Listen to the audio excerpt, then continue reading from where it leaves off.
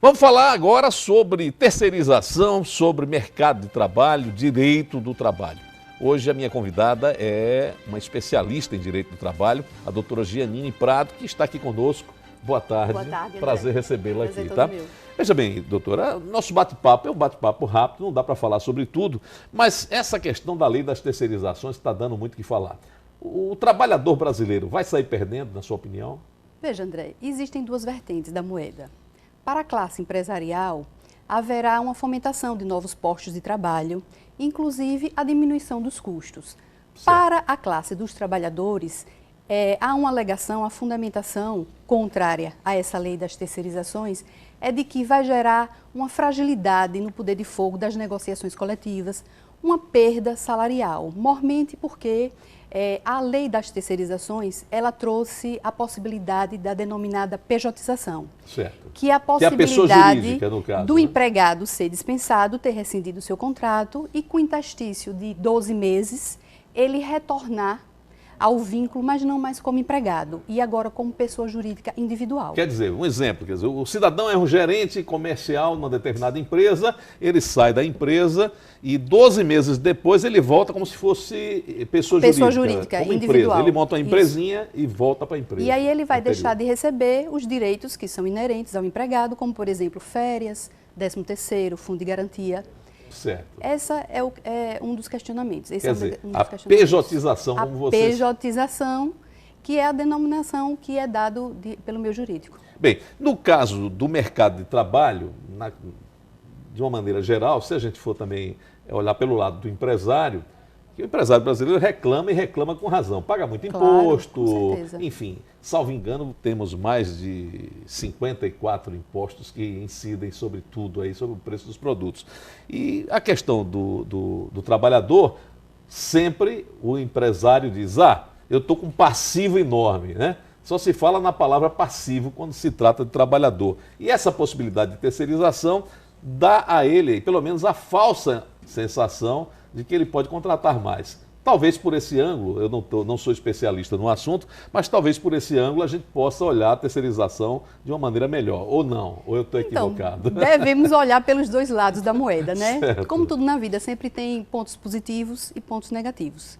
Inclusive porque a classe empresarial também precisa do lucro, que tem que justificar a manutenção da empresa, porque sem lucro não dá. Veja bem, são 922 artigos, é isso, na consolidação das leis do trabalho? Sim, mas não só a consolidação das leis do trabalho, né? O nosso sistema jurídico ele é amplo e o julgador, quando vai analisar, ele vai fazer uma análise sistemática, inclusive levando em consideração a nossa Constituição Federal, que é a nossa Carta Maior.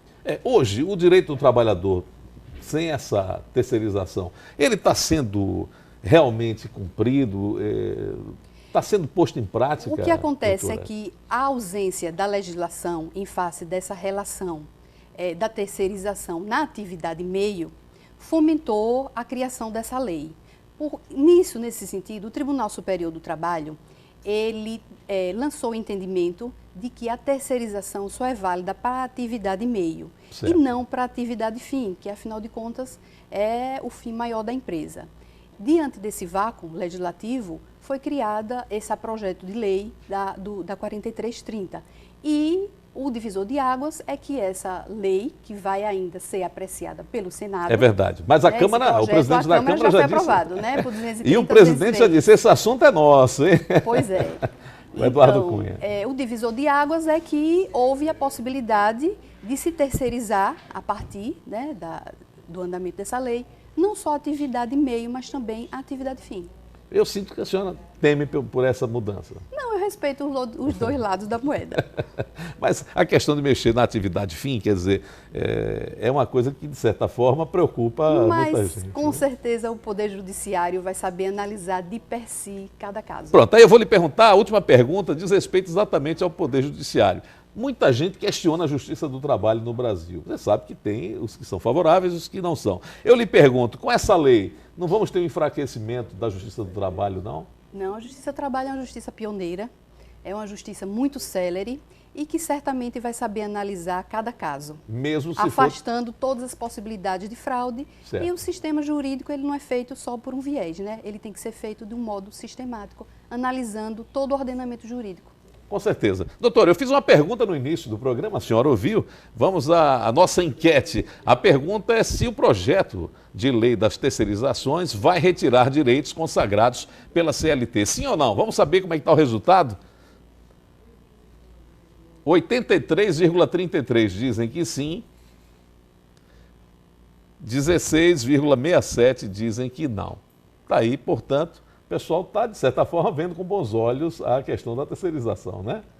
Pelo menos os nossos telespectadores, né? Vamos aguardar o crivo do Senado, que certamente muita água vai passar por essa ponte. Com certeza. Quero agradecer a sua vinda aqui. Obrigado mesmo. Agradeço eu. Muito obrigada.